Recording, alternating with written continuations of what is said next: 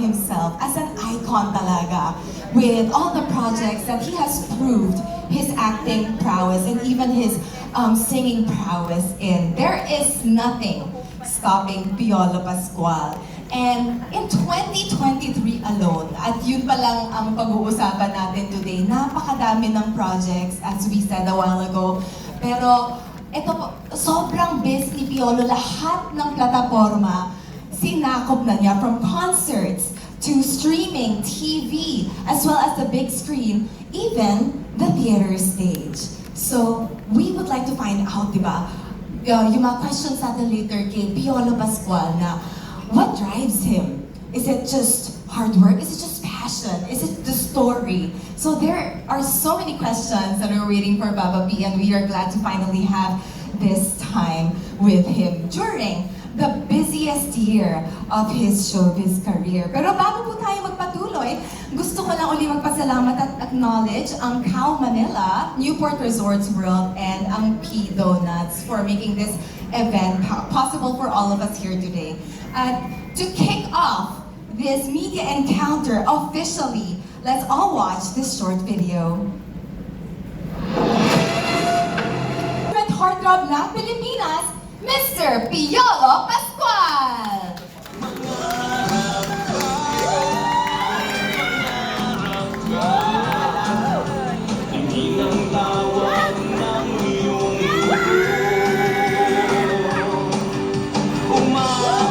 You know, you're in the presence of the ultimate greatness talaga. Kung pati yung friends from the media, tumikilig. Talaga audience impact, 10% check. There's so Mr. PIOLO Pascual. Ayun na go. Nawala ka naman. Alright, before anything else, I'd like to greet everyone. Blessed afternoon. Thank you for indulging us with your presence, even if it was just a short notice. And I'm just really thankful that I'm able to see everyone again. Hey Brian! What's up bro? From Mentor. Alright, anyways, yes, yan lang. Ito tayo. Ito. Yeah, so definitely parang, as you can see, PIOLO, all our friends from the media made sure that they get here kahit nga like you said, last minute pa. But you know what, PIOLO, they have told us na 2023 has been your busiest year so far. Considering na 25 years ka na in the industry, you know, what do you think has brought you here today? Is it like passion, hard work, like... Actually, I didn't want to necessarily celebrate or kind of highlight my 25 years because it's just a number, you know. Though it's relative, parang you just want to keep on going. So those 25 years, you know, I've been blessed with.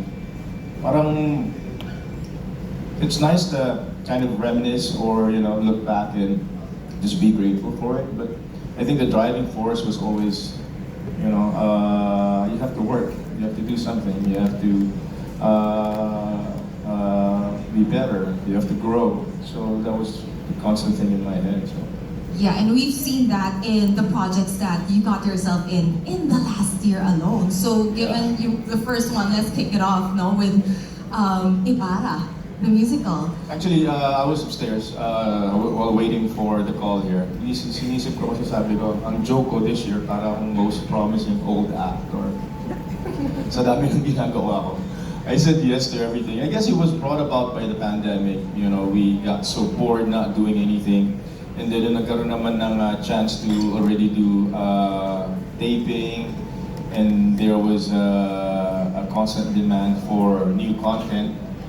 So nagkaroon ang daming platform na nagbukas. So ang daming opportunities, especially for us from the showbiz industry. Nagsunod-sunod naman. So it actually started with Chef Chico. That was my first. We shot it first quarter of the year, and then I jumped right away to The Ride, the film that I did with Kyle, and that's with Cornerstone and Spring Films. And then I went to Ibarra. So when I said yes to Ibarra, it was I think 6 months before we actually started rehearsing. Same thing with Mallari. When I signed with Mallari, it was the day after Ibarra, but we were filming 4 months after. So my schedule was pretty planned out long before everything transpired. Basically, 6 months to a year, nakakasa na siya.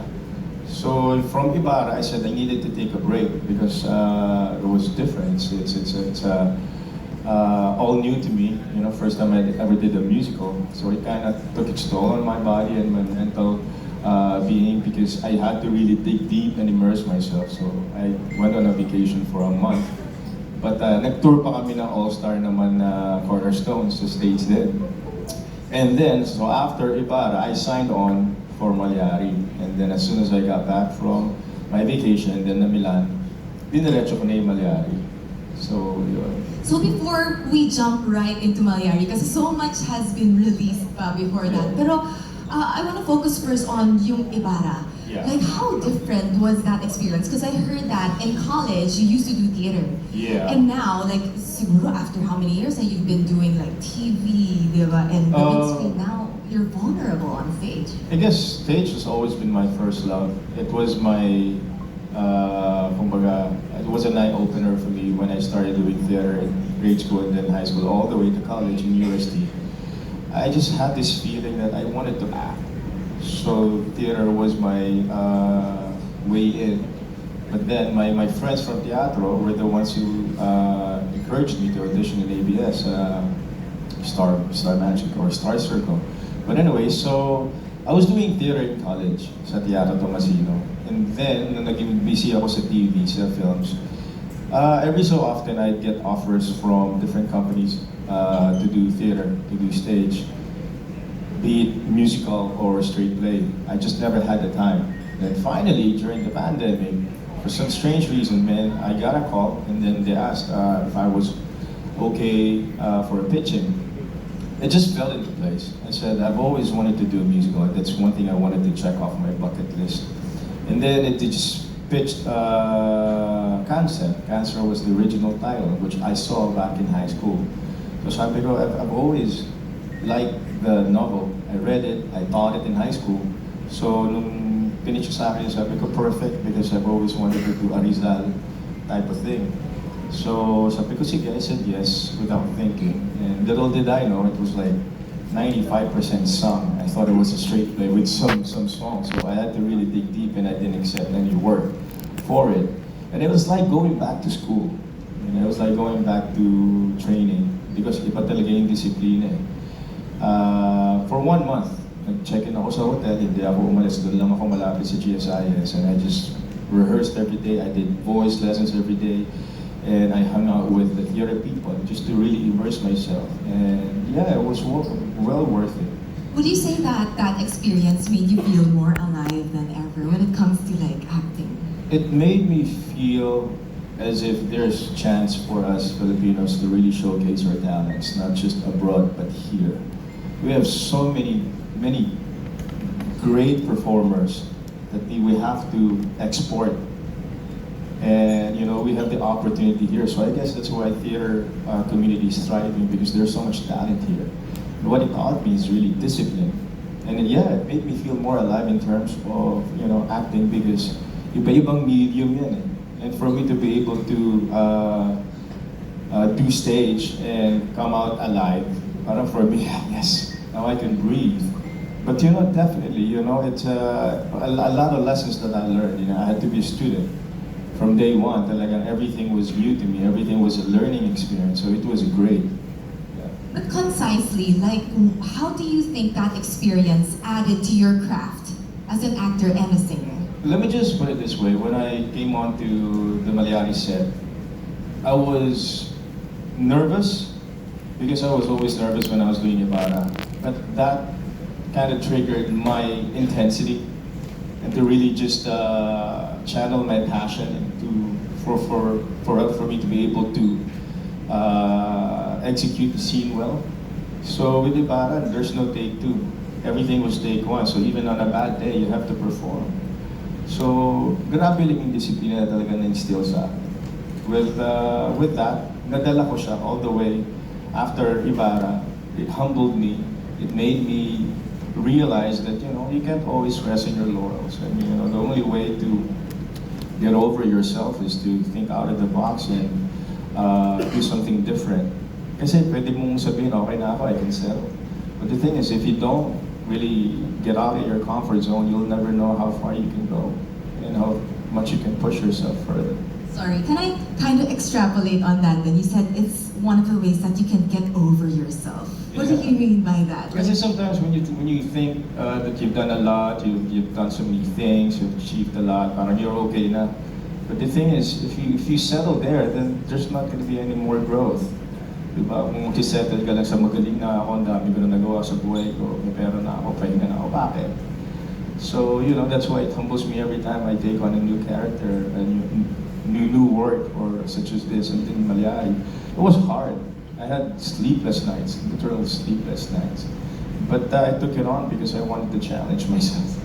And speaking of like taking new things on, like making sure that you proactively pursue that, you were also part of Brillante Mendoza's star-studded Moro, Yeah. which recently screened at the Busan International Film Festival. So what was that like for you this time around? All right, so the story behind it was he wanted me to do this film, Bangsamoro, originally, and we were gonna shoot in Mindanao, but Mr. M didn't allow me to shoot in Mindanao. So, but then Brillante said, I really want PIOLO in the film, so we had to compromise. I said, siguro probably I'll do the movie, pero I can only shoot in Manila. So what he did, he gave the role to Bara. For me, doing scenes with him, it was just really amazing. And then I'm playing his brother. So we transposed from Mindanao to Tanay, yung mga scenes namin together.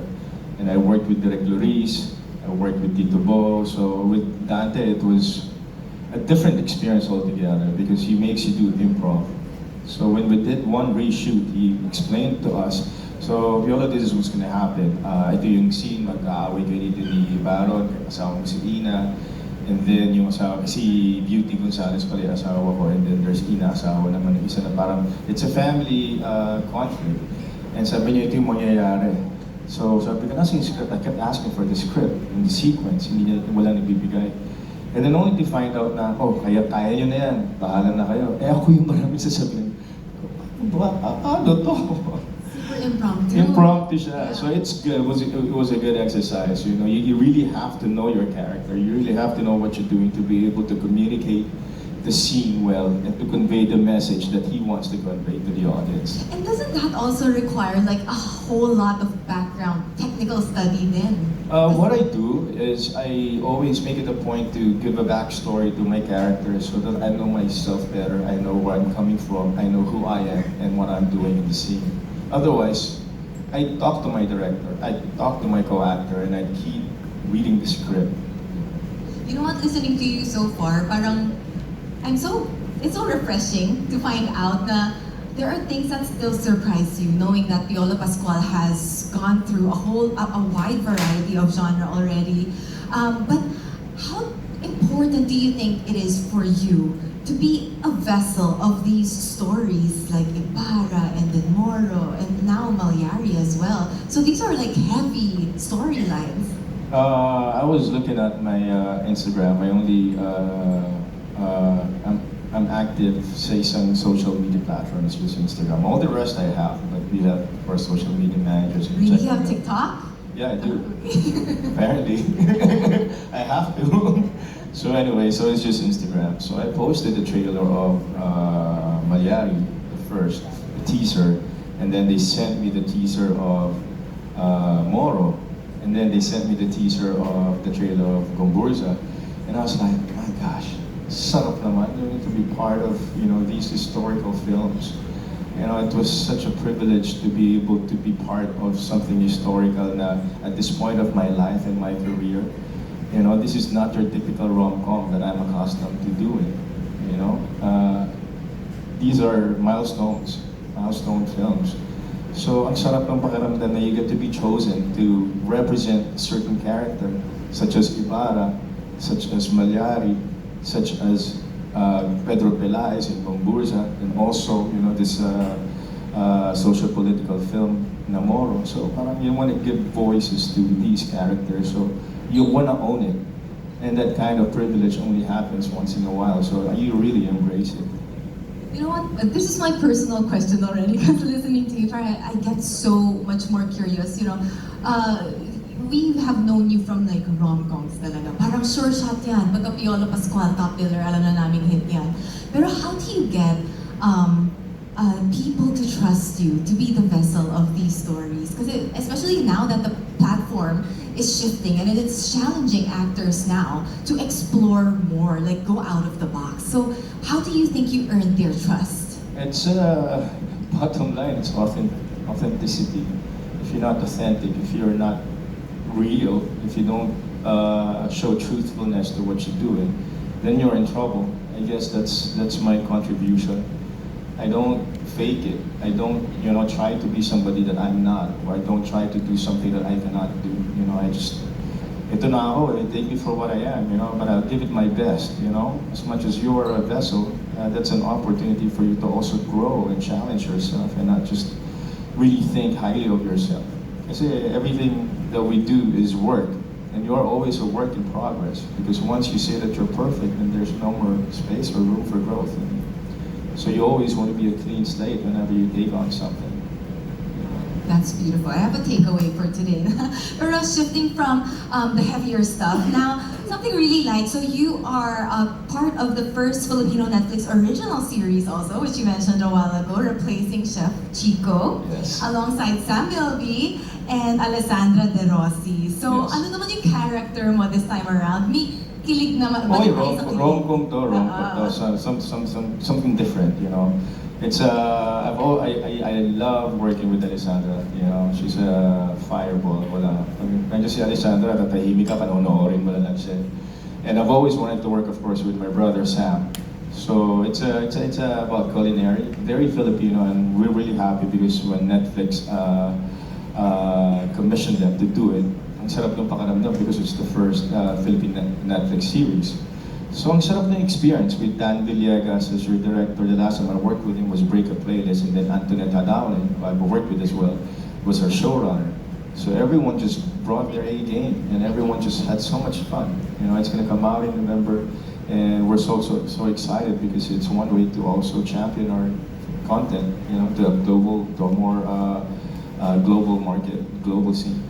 I know you can't spoil anything just yet, but meron bang nuance yung character mo here? Because we've seen you in rom-coms na parang napapansin namin they kind of ride around you as well. Hindi, nagpapogi lang. Nagpapogi na. We don't mind. Nagpapogi lang ako. Tapos kumain ako ng mga niluluto ni Alessandra. No, I was just there to really support Alessandra. I mean, for whatever I did, I guess it just gave life to the story that these guys beautifully wrote. And maganda siya kasi ang dami mong matututunan when you watch it. So, okay, you're on streaming platforms, you're on TV, you're gonna be on the big screen, and then this time around, tomorrow, you're gonna have a concert right here, di ba? Busy ako eh. Busy ka talaga? Hindi halata. Busy ako eh. Pero before we get to that, last July, you already performed sa US kasama yung mga kapwa mong cornerstone stars sa All-Star concert. Yeah. And this November, babalik ka sa US and Canada right after your third solo concert tomorrow. So ano naman maaabangan nila for that one? PIOLO as a songwriter. As a songwriter. No, tomorrow is, I've always been so intimidated by the stage. I can be shy at times, na bordering na sa pagka-introvert. Kasi nga mahihiyain talaga ako.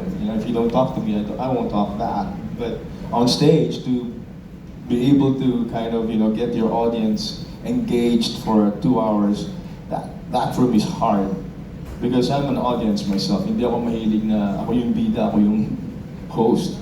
Anyways, but this time around, doing this concert tomorrow, it took me 15 years. I remember ABS, Star Music would hound me every year in, year out. Either Valentine's or November, they'd always ask me every year, concert ka na. I just had no time because I either doing TV or film. But when this came about, I was like, okay, sige, try natin. Saan tayo? Sa resort. So, Kailangan ng capacity 2006. Okay. So, ang dami ko na nasagot ng mga commitment. Nagsunod-sunod na lang sila. You're the commitment type, no? Na parang you say yes to everything first and then... So after this, next week I leave for the States. I also said yes to another first time na in a long time, I'm doing all solo shows. You know, I'm bringing this concert to 5 cities. Guest ko sa iba si Miss Ay, si Mama Ay, and then si Peachy, si Rufa Bay sa iba. But it's yeah, it's 5 full-on concerts. I like singing because I get to express myself in a different way. The way I do stage, the way I do, the way I work the camera for film or TV. It's a different expression, but it's also, you know, it also brings out a certain passion in me because I like to express. So when I sing, I get to be more personal, and that's totally different side of me when I do a show because I tend to just really get intimate and personal because you want to be as engaging as possible. And I enjoy the whole 2-hour set. And yeah, so I'm not going to be doing something I'm not comfortable doing, definitely, but I'm going to showcase some strong songs that I've done through the years, through the last 25 years of my being around in the industry. But speaking of like the intimacy and how personal singing is for you, you also you will be releasing a new 8-track album under Star Music. Yeah. So now the question is, nasan yung puso mo in making this album? Like, anong mga love stories that are gonna be told? This is also a long time coming. We started working on this album, if I'm not mistaken, probably pre-pandemic. Jeff, when did we start working on this project? Pre-pandemic, because it was hard to kind of collect the songs and get the right people to sing with. Basically, the concept of the album is duets, ultimate duets with our female singers. And we have Kyla, we have KZ, we have Yang, we have Moira, we have Regine, we have Julius, and then Morissette. Wow. So I have all the great female singers of our time, and it's all original. So yeah, finally we were able to get the last song mixed yesterday. We wanted to actually release it on the day of the concert, but there's mga nitty-gritty pa. So we're gonna release it next month in time for Christmas. And maybe right before your US tour and Canada tour. Like somewhere in between there. Somewhere we'll there. find time kung may Somewhere space. there. Yeah, pero we're very excited for Yeah. that. Pero yun nga, ano yung, kasi how do you pick the songs that... I like to do original. I like to do mga young composers kasi they have so much emotion. And of course, you deal with the classic ones, but you wanna do something that's now. You know, where they are, yung mental state nila, yung state of mind nila. So you wanna, you know, give meaning to their lyrics. So yun, the original songs that we did with the female singers, marubdob, mga love songs talaga. Pero masarap. Yeah. Kahit na masakit, masarap din eh. Mga ganun. Masarap Masarap yung journey. Yeah. Pero where do you think the musical landscape is now? Especially with OPM. Because it's really thriving. It's thriving. We now have Billboard PH, and I guess sky's the limit because you can access any song at any platform. So it's just a matter of time. For sure, maraming magiging breakout dito from the Philippines. Yeah, it's more accessible right now. Okay, so now we've been touching on Mallari since a while ago. So finally, we can talk about it in a deeper context. So this is your first MMFF film after so many years. The last one was in 2002 pa for Dekada 70. Yeah. So how does it feel for you na makakasama siya this year? I'm excited. Wait, are you guys okay? Are you guys bored? Okay lang kayo? Okay lang. Okay lang ba? Sorry. Ang dami ko kasing ganap eh. Matatapos na kami ni God. No, I'm sure they would love to hear from you. Sorry. We're saying a mouthful. But yeah, Mallari, talking Mallari, and we're in the presence of my producer, Mr. Brian from Mentor Productions. He's been so supportive. One thing I can say, okay, a brief background about Mallari. When I got a phone call for a pitch, 3 characters. Mallari. I didn't know it was real. It's a tatlong character, horror, tapos Mallari yung title, serial killer siya. Yun lang yung gist na sinabi sa akin. Sabi ko, no, I cannot. Sabi ko, I'm still working on the ride. I was doing a film back then. Sabi ko, and then I still have a tour. So there was no way I could squeeze it in my busy schedule. And then that same day, I was shooting with Kylie Chari and Joao. Sa set.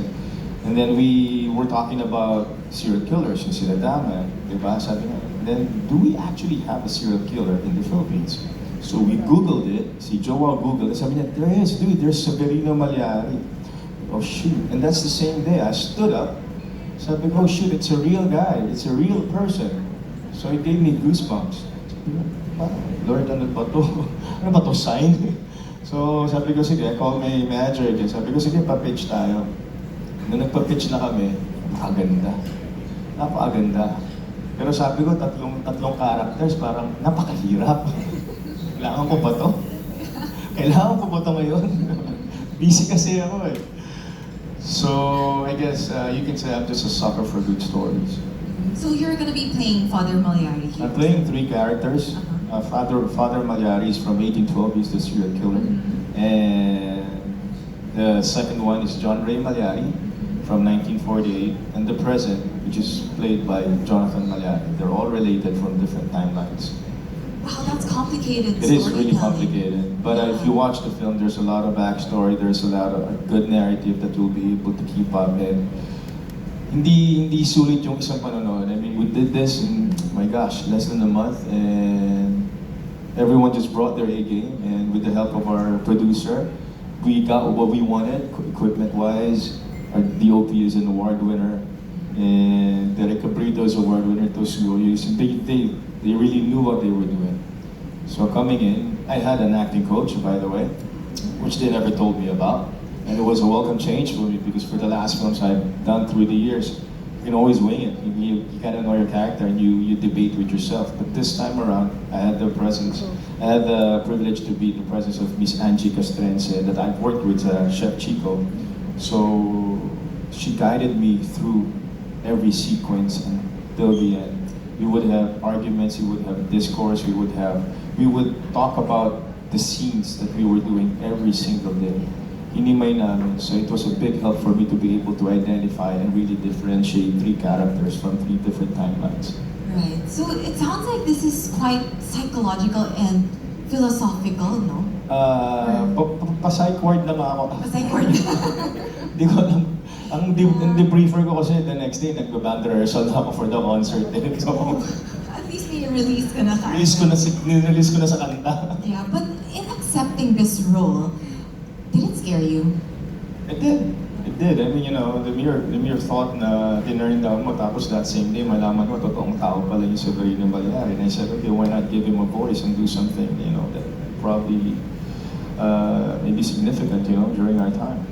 So, they always saying, banlaw ka, si Direk, sabi niya, kuya, magbanlaw ka, siguraduhin mo, magbanlaw ka, lahat sila, yung mga DOP, kaya kailangan you have to shake it off.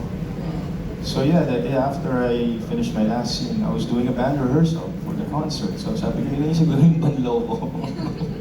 And then now, I'm busy with this, and then shortly after, I go to the States. So, you just get on with your life. I mean, I'm happy that I was able to give life to these 3 amazing characters and to do something different, a different genre for a change. Yeah.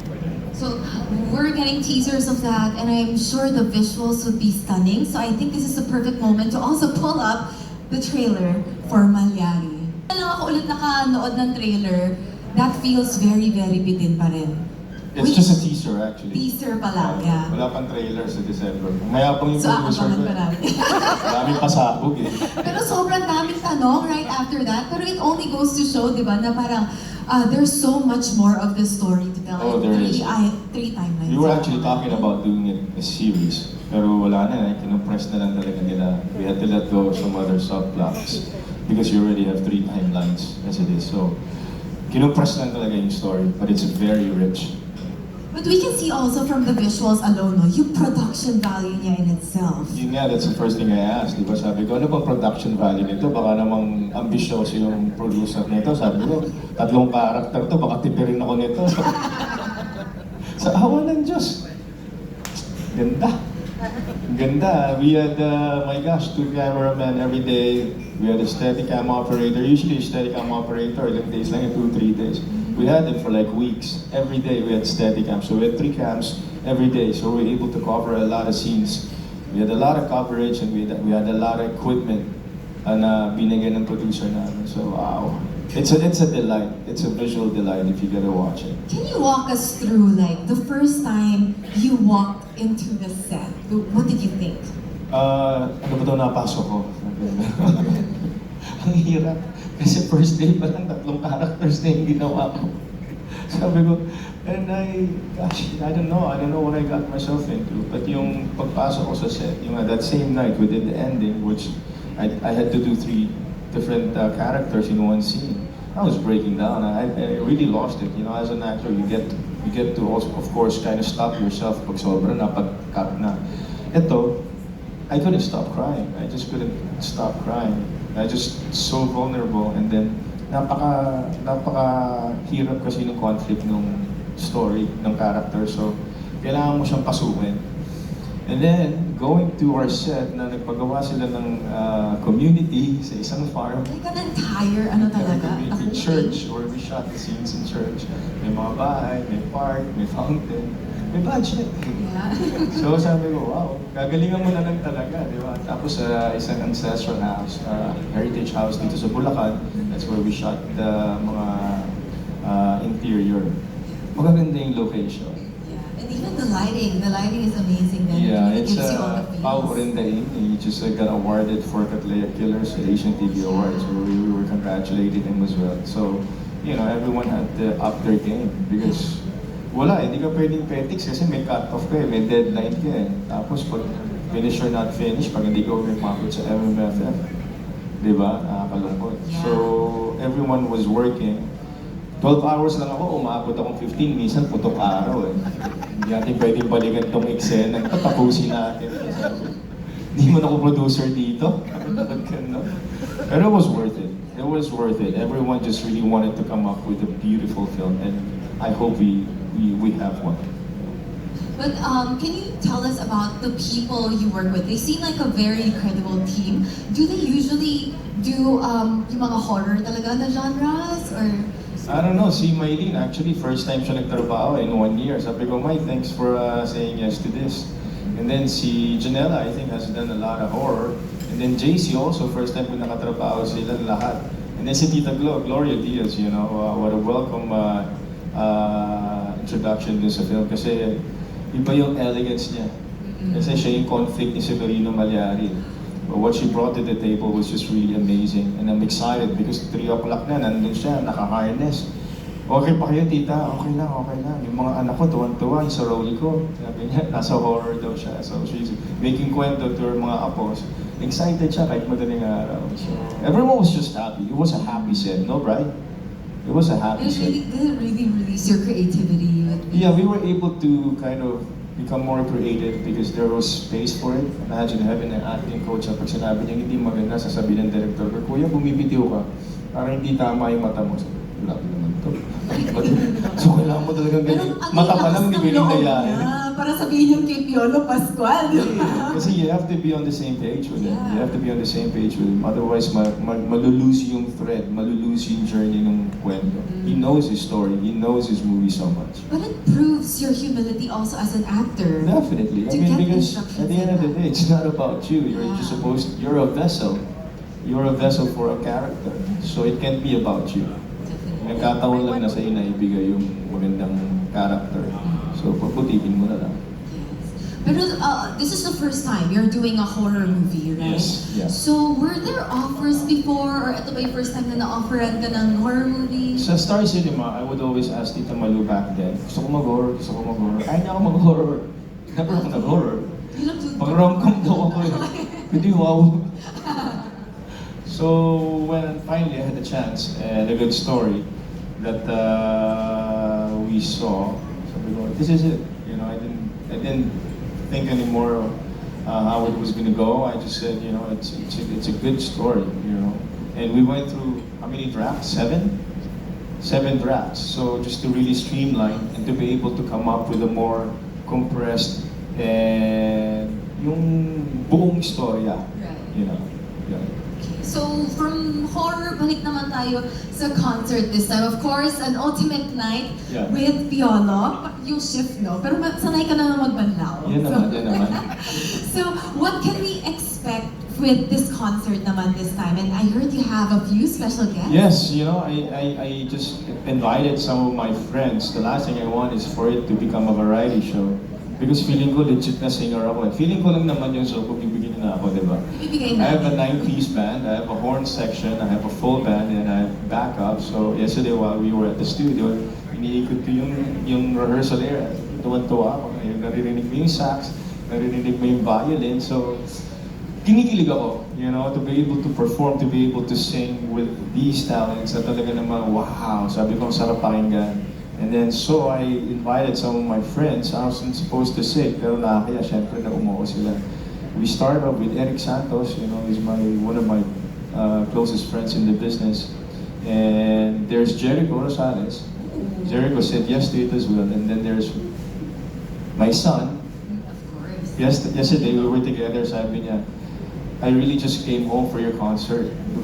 Sabi ko, akala ko may work. Sabi niya, no, because you asked me to come. Sabi ko, so that's why I'm here. I'm here for your concert. Sabi ko, wow, di ba? Good thing, you know, he's coming home. So he's gonna sing with me. And another good friend, a brother, my compadre, Arnel Pineda, is gonna be there as well. So like, sabi ko, hanap naman, you know, you ask these people, you know, out of, you know, if they want to join. And then they all said yes. And then there's another one, a female guest, na talaga sabi ko, okay, nakakatawa. So we have a really solid lineup, not just of course with the guests, but you know, me traveling through my 25 years in this industry, all the songs I recorded for the shows, movies, my albums. So you know, there's definitely a trip down memory lane and some songs that I grew up singing and probably some grooving here and there. But it's gonna be a fun night, you know. Fun night to celebrate life. So this time you'll be telling your story naman. Oh yeah, as I've said, you know, I'm very personal when I do a show. You know, I really share a piece of me.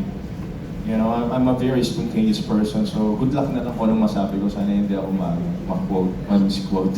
Parang aabangan pa namin yun lahat. Huwag naman, baka madala ako. Kagalingan mo na lang sa pagkanta. But of course, An Ultimate Night with Piolo is produced by Cornerstone Concerts and Newport World Resorts. That's tomorrow na. That's tomorrow. I'm excited because with Cornerstone, you know, they know how to push the envelope. You know, when I went to Cornerstone after after all that happened, ABS, you know, Cornerstone was the easiest pick for me because you know, there's alignment, there's growth, and they let you grow whatever you want to do. So, you know, as a testament, you have all these talents that are still growing on their own individually. And here, like, you know, sabi niya, like, let's do a concert. When we did the All-Star concert tour in the States, nagkaroon ng demand. So, you know, not just movies, we also do films like The Ride. We co-produced it, Cornerstone and Spring Films. So we keep on doing things, events, just like me, you know, you want to be able to expand and evolve and just do whatever you can, you know, to provide more content and hire more people to, you know, show more beautiful films, content, you know, to our audience. Yeah, so I'm happy with Cornerstone. Thank you, Jen. And it Thank you, has been a more collaborative partnership, Very collaborative. you know? You're from Cornerstone, you know what I'm saying. All right, so I know that we have more questions for Piolo Pascual. I won't hog him anymore, so we are opening up the floor to our friends from the media. Kindly introduce yourself and then.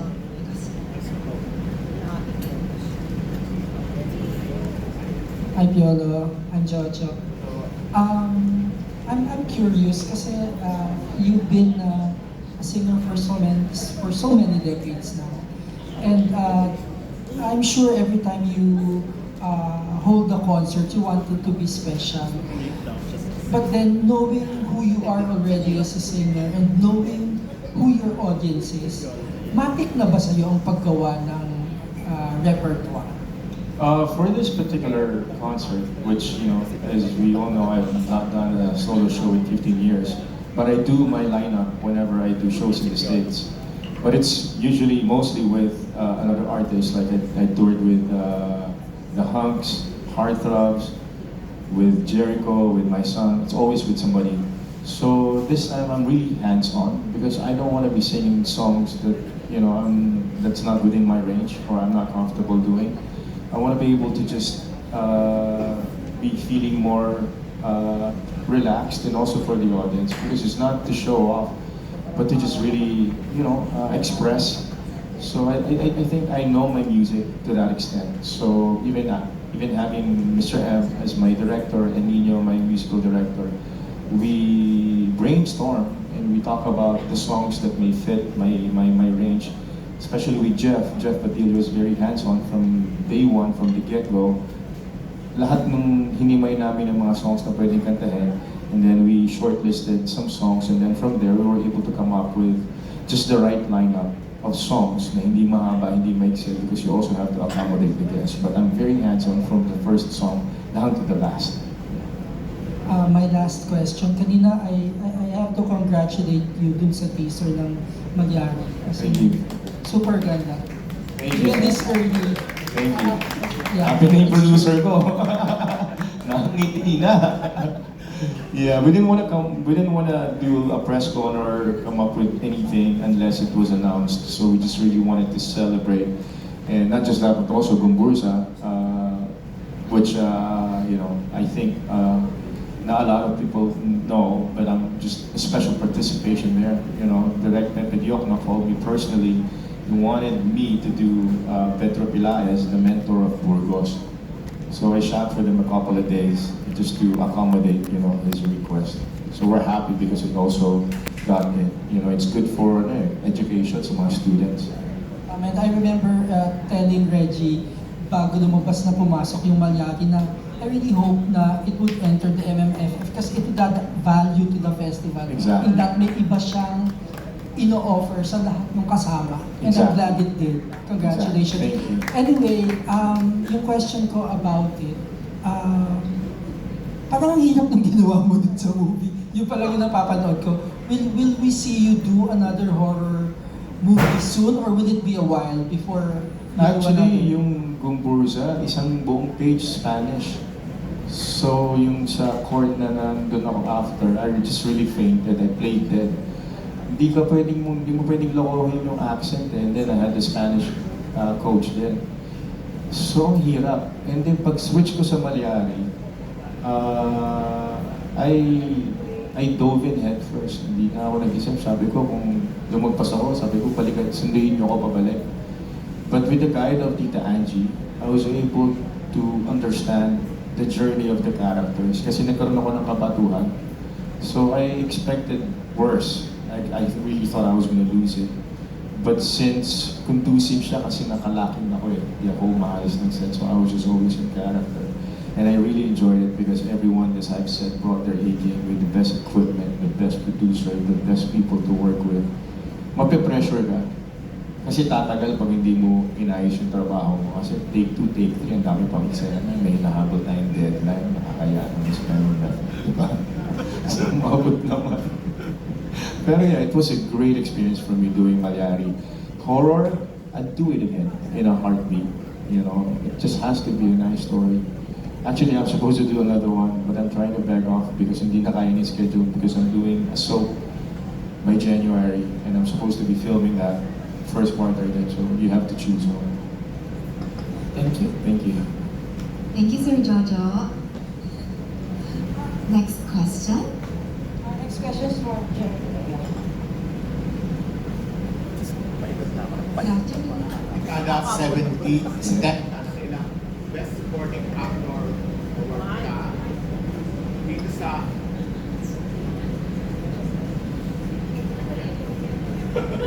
parang nung mapanood ko pa lang yung 10 trailers, yung 10 entries dun sa launch, parang pakiramdam ko kung yung the best actor. And even for Gumburza, may chance kang maging best supporting actor. Lalo ba, ito Gumburza, Mallari, mga historical films, yun yung parang kita mo naman sa technicals, mga maglalaban-laban sa awards. Anong pakiramdam mo? Parang na po ako nanalo. Salamat kay Jerry. Salamat. Pili ko nanalo na ako. Hindi, And to think na parehong pari ang papel mo. Yeah. Kaya nakita talaga yung kaibahan ng pagiging ano. Yung ginawa ko yung Gombursa, I was doing the ride. So I had to do a slick back because mahaba rin yung buho ko. I was already filming another film. Pero you know what, to answer your question, it's never the awards. For me, it's never the awards. When I did Dekada, when I first won my first award, MMFF, 21 years ago or 22 years ago, hindi ko siya expect. Oh my gosh, it was 2 years in the making. I just did what I had to do. I was so intimidated. I tried to back out from the project many times. And then we were able to finally finish the film. And then sa awards night, I was parang in disbelief. And then shortly after that, you know, dire-diretso yung rest of orders.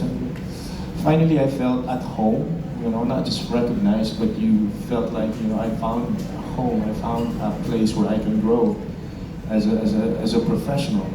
Now, moving forward, fast forward to 2023, hindi ko po ginawa yung Gombursa o Mallari or any film for that matter para makakuha ng award. It's just an icing on the cake. It's a reward.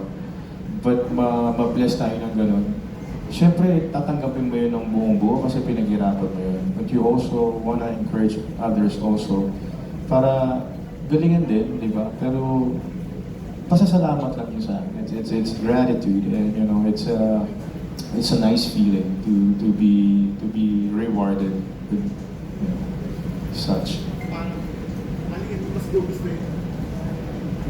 Alin yung mas gugustuhin mo for Mallari and Gombursa? Yung kumakit sila ng awards o mas kumita sa takilya? Or another way to put it, paano hihikayatin ang audience, moviegoers na panoorin itong dalawang pelikula? Siguro manalo lang kami ng best float, okay na. I mean, you know, we are trying to revive Philippine cinema, and we never give up. You know, I'm a producer for more than 10 years. I'm an actor. I love what I do. We never give up. Kumita pelikula mo, hindi kumita pelikula mo, gagawa ka pa rin ng pelikula. So what we want to do is to really just encourage everyone to support the Filipino film industry because it's the only way we can share our talents, immortalize our culture by watching films from our generation, and also showcase it to a bigger market, a bigger audience. That's really my goal for us to champion Philippine cinema to a bigger market, for us to be recognized, you know, as a viable and legitimate film country. So with Gombursa, Jesuits, I think, funded it because kailangan malaman ng kabataan ngayon kung sino ang Gombursa. So dapat natin panoorin lahat. And of course, Mallari is really significant nowadays because he's the only documented serial killer, you know. This is not to patronize Severino Mallari, but as film buffs, as an audience, it's always nice to watch something interesting and to come up with a very interesting story na sana ma-experience ng tao. And lahat ng pelikulang gustong pumasok sa Film Fest, lahat naman yan, they all wanna do business, they all wanna make money. And yun yung plea natin sa mga tao. I mean, you know, we do this not for ourselves, but for the audience. Kung hindi nila susuporta ng pelikulang Pilipino, mamamatay, mawawala ng trabaho yung maraming tao. And if you're not proud of who we are and what we can give in this country and what we can leave behind, then parang hindi mo minahal yung bayan mo. So I mean, that's my only takeaway for this. The reason why I do what I do is because I love my country and I love my cinema. It's a good expression for us to showcase to the world. Yun lang po. Sana panoorin natin sa sinihan. Thank you. Next question. Hello, good afternoon, Piolo. My first question, regarding your musical career, first you had Ibarra, Kumanta Ka, and now you have a concert, and CD coming out in it. Are we going to see more of Piolo as a singer in the coming months? I usually do two tours a year, one in April and one in November.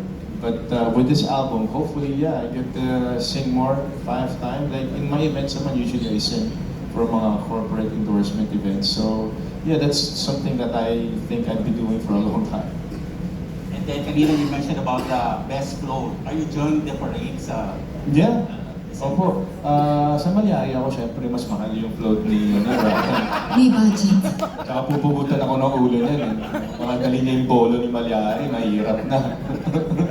Last question, what are your Christmas plans, holiday plans? Magtrabaho pa rin po sa awa ng Diyos. Ayun, lagi kong dinadodge yung MMFF. For the first time, I said yes to a project that was really intended for the film fest. So, I think even countdown, may trabaho pa rin ako. So, papasentab ko na muna yung bakasyon. Opo, tsaka na. Okay, so congratulations. Maraming salamat po. Ay, pinapprove mo talaga na age is just a number. Ang ina pa. Sa rami ng mga roles mo, we often hear actors say, naiuwi ko yung role, naiuwi ko yung character. How do you say goodbye to a character? Do you have a parang ritual or do you take measures, especially with itong, yung sabi mo nga panlaw, with Mallari, na serial killer ang role mo? Okay, just siguro a brief story lang about before I go there. My director and my acting coach, they are the ones that I would check if they like the scene, if they think it worked. And sa akin, malaking kaluwagan sa puso if I ask them and they say, yeah, okay ako.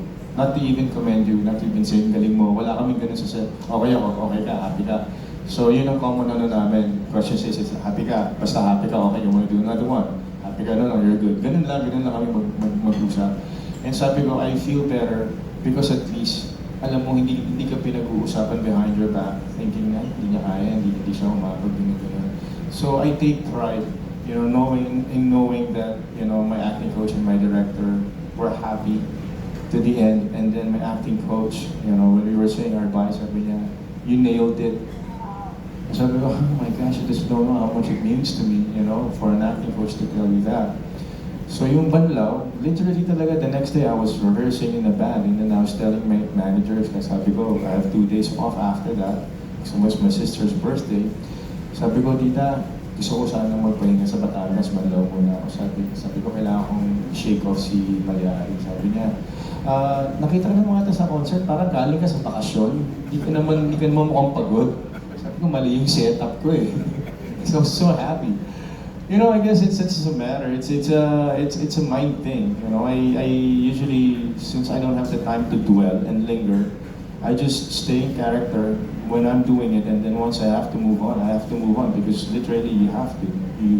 You're wearing a different hat again. So magandang diversion sa akin yung papalit-palit ako ng trabaho because I don't get stuck. With Mallari, wala, joke lang namin yung mga papatayin ko kayong lahat. Ginagano ko sila lahat. Pero joke lang. Hindi ko naman siya inuwi. I never brought it home. Wala naman ako napatay. Hindi ko alam sa panaginip pa. Thank you. Hello, Papa P. I'm Shalina. Good afternoon. Teka lang, nalilito kami. Oo, hindi. Okay lang. Medyo pinapa kasi ang seryoso ng usapan Mallari. Pero may dalawang questions na ako. Yung about Mallari, may ingat kayo sa script, may ingat kayo. Though, true story, based on sa true story, may ingat kayo na hindi mag-react, of course, ang simbahan. Kasi pari siya na pumapatay, gano'n. Paano ninyo na inatake yung question ng story na... Yeah, first of all, it's fiction. It's just based on this the life of this documented serial killer, but everything is fictionalized. So that's our way out. It's not a true story. So we had a take on the story of Sabrina Mallari. Okay. Yeah, in horror genre. Lalo na pag fiction, so yun nga, mas maingat na kayo. Opo, definitely, of course. Ayaw mo rin naman maging smorgasbord. But of course, you wanna present a film na maiintindihan ng tao yung kwento ng pinag-uusapan ng pelikula. Okay. Kanina pinag-usapan yun ni Nicole, kasi dami-dami na ginawa mo.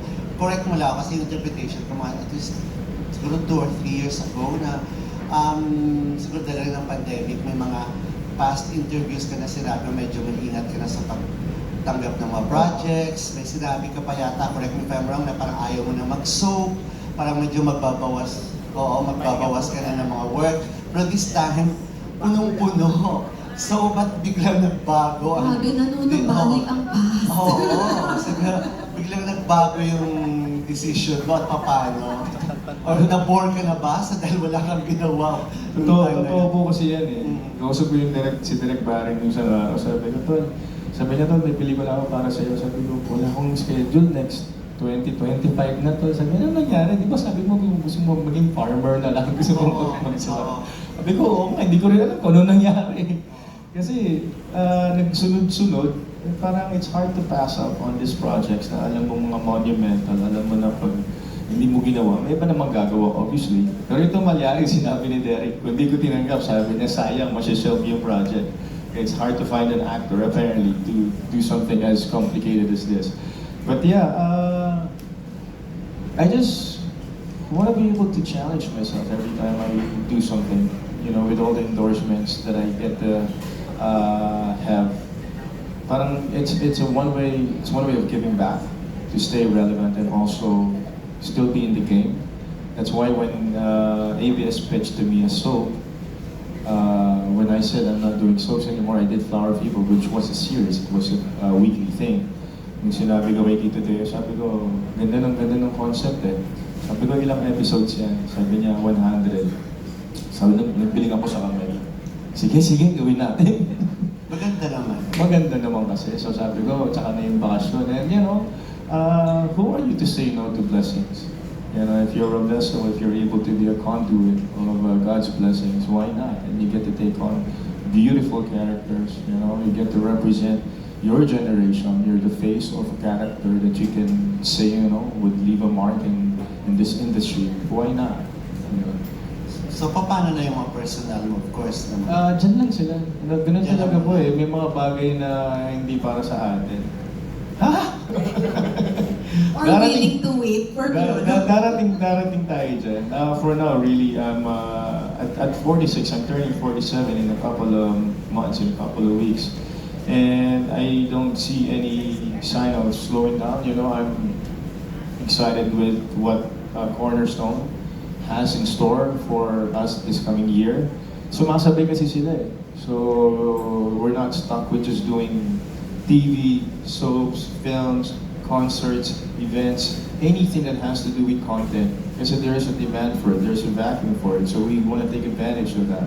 That's why we hire more creative people, and in turn, we get to become more challenged and to really raise the bar para naman hindi tayo nahuhuli sa game. May follow-up si Shaggy.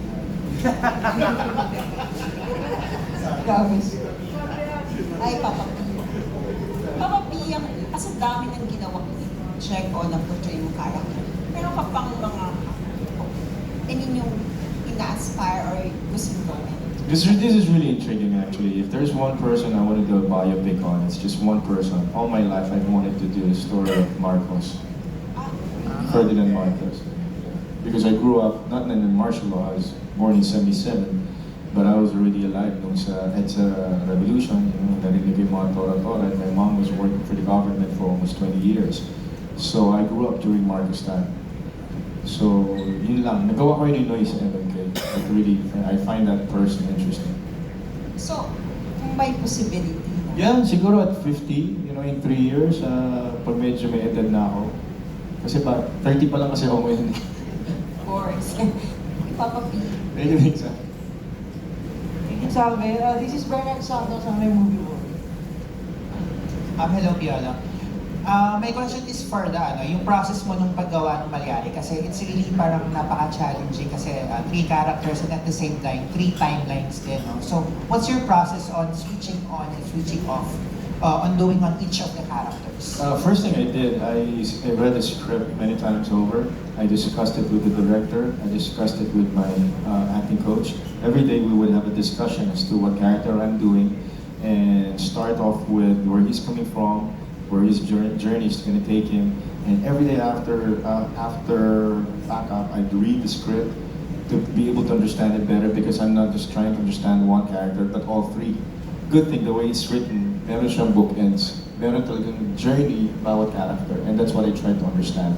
And every scene, I would talk to my acting coach, because we try to look for gestures, we try to change the tone of the voice, because you have to be consistent.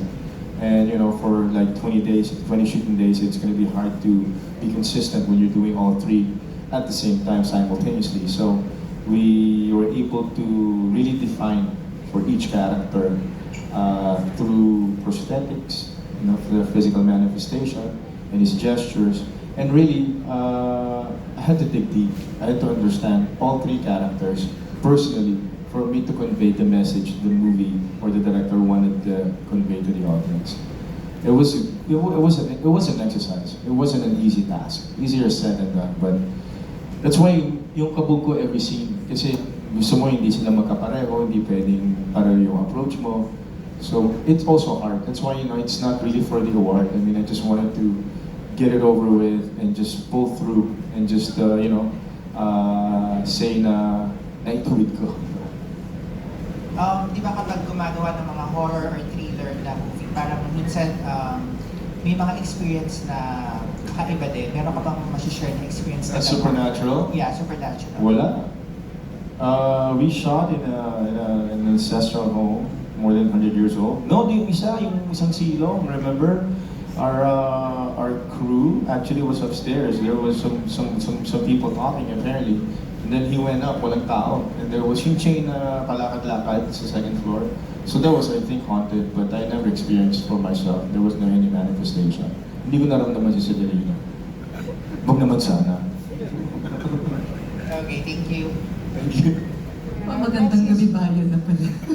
Next week na lang sa Halloween. Next po si Das for pelikula ngayon. Sa concert naman po, yung ultimate word kasi parang grand yung word na. So, para sa'yo, personally, bakit naging ultimate night yung concert?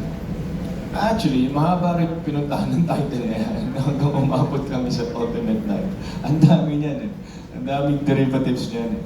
But I was in Europe on vacation, so I said, people call you the ultimate heartthrob, so why not just bank on that? Because they were saying ultimate night with the ultimate heartthrob.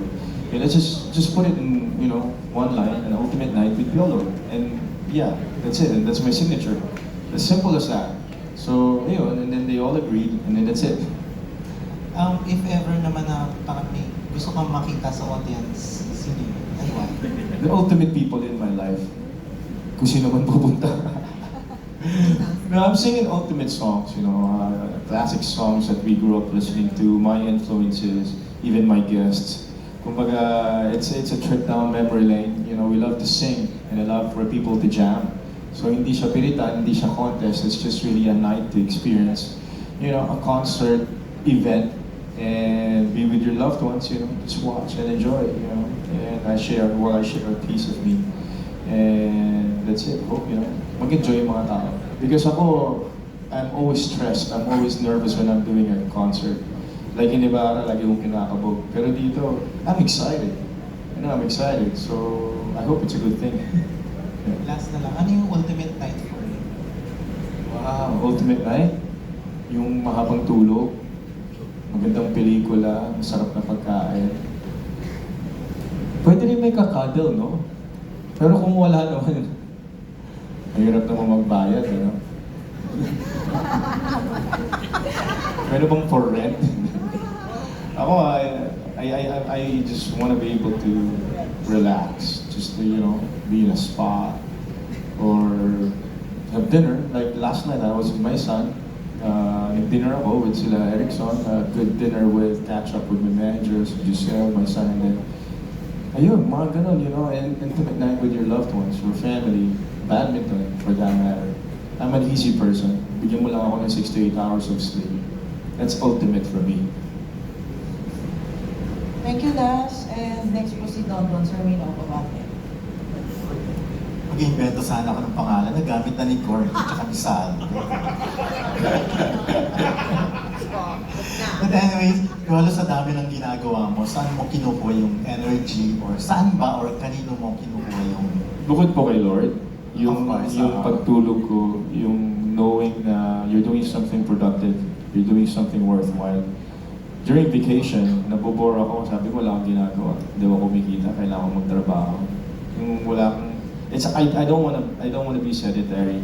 Hindi naman ako, wala naman ako ADHD. I just wanna keep on doing what I can, you know. Hindi ako mapirme ba. So I'd rather use it for something that useful, something na magiging creative ka, productive ka. And that's where I get my motivation from. Knowing I'm doing a film, when I did Mallari, sabi ko, let's go, sabi ng manager ko. Yung 5 weeks na tabakasyon mo, nagkadikit-dikit yung trabaho mo just for your information. So yung 3 days on ko sa Mallari, the next day endorsement, minsan nagdadalawa pala yung 3 days Mallari. So I did it for 1 straight month. And I was happy. I didn't feel tired. I'm able to work out, I'm able to play badminton. So you find purpose to that. You find purpose to your waking up. You know, when you know you have to do something that is meaningful to you, something that will fulfill your day. Na meron ka natulungan, na meron ka nagawang maganda, na pag-workout ka. Yun yung, I guess, masarap ang tulog ko because I know the next day I can be a better person and I can do something greater. Pero pwedeng tanungin kung sinong source of inspiration mo? At saka bakit binabanggit ni Cordy yung pangalan ni Shelina? At bakit ganun yung ngiti mo at halakak mo?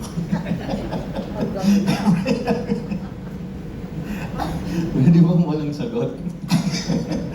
Sino na lang, ano na lang yung source of inspiration?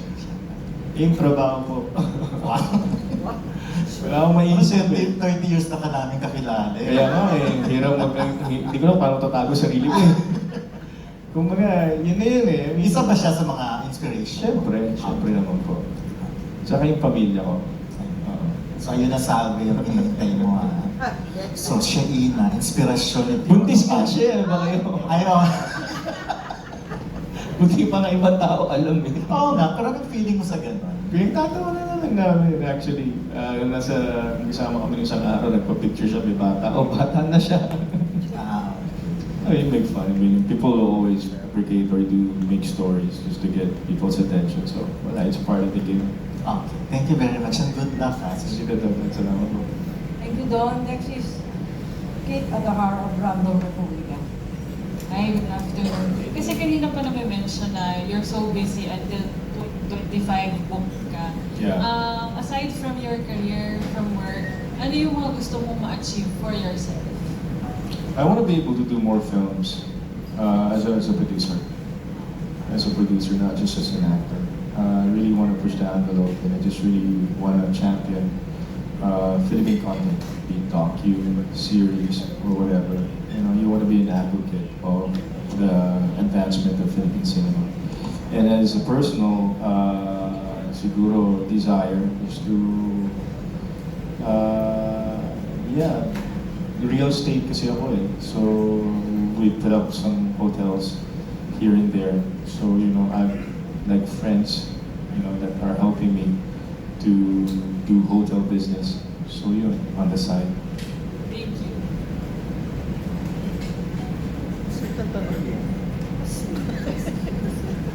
Yes, si Tabila. Sabi mo eh, di ba? Ano lang, parang breaker lang kasi, napag-alaman namin. Hindi, kung ikukumpara ka sa isang Hollywood actor, sino yung peg mo? Sino ka ng Pilipinas? Dwayne Johnson. Joke lang. Naitay. Hindi nga, seriously. Hindi ko pinipeg yung sarili ko sa kahit na sino artista, Tita Pilar. Pineg ko lang yung nila, yung business acumen nila. When Will Smith, Tom Cruise, Tom Hanks, the likes, Adam Sandler started producing their own films. I said, gagayahin ko to. But not necessarily their acting ability or their style. You know, I'm more of a director type na mas gusto ko kung sino yung director yun ang pinapanood ko. So there's Christopher Nolan, there's Baz Luhrmann, yung mga ganon, yung mga Scorsese, Spielberg. Pero sa mga artista, believe ako kay Matthew McConaughey. I mean, you know, the way he chooses his roles. All-time ko kasi si Robin Williams, you know, his versatility, and De Niro, and I like the discipline of Denzel Washington. You know? So obviously walang bata. At least yung mga ginagawa talaga. Tapos yung di ba, yung spring films mo, ano nang mangyayari? We're still doing content. We're waiting for a streamer. Joyce is currently editing the film that Top directed, and we're still changing the title because before we sell it to a streamer, ganun yun, it takes about a year for post-production, and then we already have another one lined up for next year. And in Mallari, we're in talks with a distributor. Hopefully, di ba? It pushes through. They're going to be another big player next year, not just locally but globally. So they're already asking for content. So definitely, we'll be doing more content and produce more films, TV shows, and music. Sa mga narinig kong kwento dito sa ikot ng Mallari, parang ngayon, ikaw yata yung tatanghaling highest paid actor ng Philippine cinema. Anong reaction mo? Huwag lang ako habulin ng BIR. Pero, sabi nila eh. may katotohanan ba yan? Sir Brian? Hindi nga. Kasi na sinabi nila ng tatlong character, ay hindi naman pwede ganito lang. So tama naman. Diba? Hindi ko naman alam kung ilan magkano talent fee ng iba, pero binigyan namin sila ng talent fee na sana kung hindi. Eh umuo, napasubo tayo. So talent fee yan na parang aayawan. Sana eh. Pero kinol ng producer. Mayaman si Sir Brian eh. Ayun na. Bongga ka talaga. Oo eh. Panalo eh. Sarap. May rap party pa nga kami, punta kayo. Tuloy tayo ah. Tuloy tayo. Yun nga. Kaya nga ang kasunod sana tatanungin, ano na yung net worth ng isang Piolo Pascual? I'm not stingy. I'm very wise with my investments. I don't spend beyond what I can spend. Hindi ako yung tao na pupunta sa isang bagay. So my investments, I always share it with 4 different people. My hotel business, I don't have a business na ako lang. Well, aside from the ones that we have in Batangas. You wanna leave a legacy wherein people will be able to enjoy, what you've left behind. And that's what I'm trying to set up, not just for myself, but for my family. And hopefully, that can, secure their future, not having to think about what they have to do and where they can stay. But yeah, it's part of the deal, You get to be blessed and just use that to further your portfolio and grow. I mean, in showbiz, masarap siya kasi may growth pa. Akala ko wala na. I thought I already hit the glass ceiling, but now I'm still growing. And you just wanna be a voice, to these characters. But financially, I don't want to say I'm stable. I'm okay. I'm an easy person. I don't splurge. I don't spend on things that is not essential, especially after the pandemic. So ipon lang po. Bila ko ng bansa. Bong. No island. Okay, for my last question, at the end of the day, going home, kung ano na yung mga natapos mo, anong sinasabi mo sa sarili mo? Hindi wow. Hindi ko nagawa mo. Pahinga naman. Pahinga, tol. Pag natatapos ako ng maayos sa trabaho, of course I pray. I thank the Lord. When I did the last curtain call for Ibarra, I couldn't control myself. I knelt down dun sa side stage. I just broke into tears. Alam mo yung parang in humility, sabi ko, Lord, natapos natin. Salamat. So every time there's something that I'm able to finish, I give the Lord, His due. Thanksgiving. Kasi hindi naman natatapos the next day, panibago na naman challenge. So, yun lang, to be able to know that you have something worthwhile, something you can look forward to every day, that when you wake up, may kailangan tapusin at may nangangailangan ng trabaho at may natutulungan ka. And as noble as it may sound, it feels good knowing that you are living for a reason. Okay, thank you, congratulations, and Mallari for the win. Yes! Let's go! Tatanong mo po. Any final Roll questions? on. Mr. K, Mr. Jan Manahan, parang ngayon ulit kayo nagsama. Kumusta ulit yung magsasama niyo? Siyempre naman, wala naman ibang choice eh. I mean, he's always been my dad. So it was a good reconnection when he came. First rehearsal pala, nandun siya during brainstorming, nandun siya sa Zoom. And he's very hands-on. It feels It feels like the old times. You know, when he directs me sa ASAP, sa mga concert ko, siya lahat ng director ko. So it was a bit natural that I can get him as a director. And he's still very busy, he's very involved, and he's an icon. You know, Mr. Ram knows what he's doing, so I just follow. Yesterday, nasa band rehearsal kami, sabi niya, Jay, alis na ako. Sabi ko, Dad, why? Wala nang kwente. Tapos umalis na siya. Sabi ko, ay, wow. So gano'n kami ka-close with Dad. He knows me, he knows my strength, he knows where to light me, where to place his cameras. So I look at them, I treat him as my dad. So parang whatever he says, I just do it, and I have so much respect for him as a filmmaker, as a director. So I'm just happy that we have a reunion concert. Pero may share ka ba sa amin na parang pasabog ng request na gawin mo tomorrow? I guess the pasabog actually supposedly were the guests. But in terms of pasabog, it's gonna be a fun night that I know I wanna enjoy. Sana wala naman sumabog. Wala naman po. Tatry ko sumayaw. Pipilitin ko naman. Siguro mga pag nakakalahati na ako ng scotch. Gano'n. True ba yan? pipilitin kong aliwin yung audience. Tapos sa Mallari, parang may narinig ako na parang ang unang tanong mo raw, magkano ang budget niyo sa movie na yan? Importante ba sa'yo na yung budget ng movie para gawin mo ito? I guess that's reasonable for an actor if you're pitched something that is very ambitious. I don't usually ask for it, but when I was told that it's based on this documented serial killer, a horror genre, and at the same time, malaki yung scope niya, that's the first thing I asked for. What's the production value of the film? I just wanted to make sure na hindi tayo mako-compromise. Sayang naman yung opportunity to do 3 characters. How far are you willing to take this? So when they said it's a good budget, so rightly so, you know, up to the end, you know, they really delivered. So, but I'm not snobbish in that way na tatanungin production budget. I work with Love Diaz, I work with Kinagat, I can work with anyone.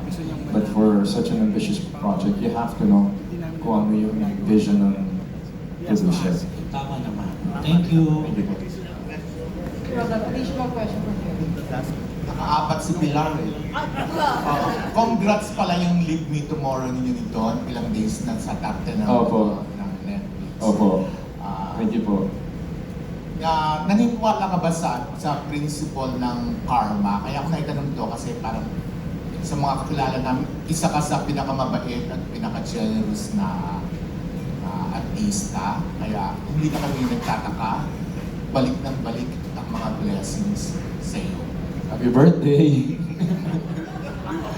Mahal ko lang po yung trabaho ko. And you see the same people, you know, as the saying goes, you know, the people you see on your way up are the same people you see on your way down. So you want to give value to that. You've seen me for the last 30 years, so kung sino man ako before at kung sino man ngayon, it's all part and parcel of what I pick up because of you guys as well, growing up in this business. May mga hiccups, may mga bumps, and may mga hurdles tayo, but there was nothing that we weren't able to pull through or cross over without the help of each other. And you know, nag-aano tayo ng strength din sa mga kasama mo sa trabaho. Malaking tulong po sa akin yun. So right away when I felt at home and needed in this industry, when they gotta happen, that's when I said, I'll give my 100% to this business. And you know, rightly so, bumabalik naman yung hard work. So magpapasalamat tayo sa Panginoon for that. And last question ko na, clarification lang. Kanina sinabi mo yung parang gusto mo yung may maganda kang maliiwang legacy para sa iyong family. Sino yung family na tinutukoy mo? My family? Gusto mo pa bang gumawa pa ng mga marami-raming anak na iiwan sa puntong ito? I guess, you know, sa dami ng trabaho ko, parang unfair naman kung hindi ka mag-iiwan ng ano, di ba, ng pamilya. So I guess in time, siguro pag tuli na ako, gano'n. Pag malaki na po ako, kasi bata pa ako talaga. Most promising nga ako, di ba, sa showbiz. So, okay, pag nag-settle na ako, pag hindi na lang, dami ko kasing labahat eh. Wala talaga akong time to Jerry. Siguro sa ano na lang, kailan kaya, Nicole, ikaw, may love life ka ba?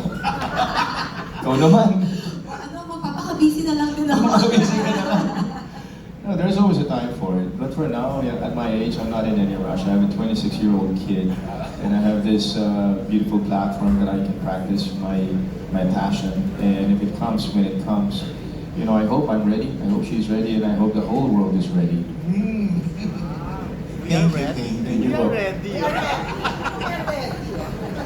Ready ka na? Do we have any more questions before we close the floor? No. Pero sabi kasi we need to stretch now. Stretch pa ba? Okay na. Okay na. May hinihintay ba tayong reveal or ano? In January pa. Kanta or sayaw po? I wanted to sing, but tomorrow's my concert, so sabi ni Eric Santos, huwag na raw akong kumanta. I-blame natin si Eric. I really wanted to sing, but tomorrow na lang. Punta na lang ngayon. Marami naman akong kakantayin. Pero, you know what? Sige, mag-stretch tayo. So, Piolo, okay na? Okay na? Okay.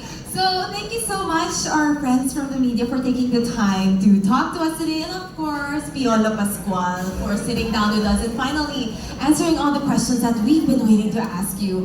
That hindi mo na paunlakan because of your busy schedule. So, maraming salamat sa quality time natin today. And of course, pag wala pa kayong tickets for tomorrow's ultimate PIOLO Pascual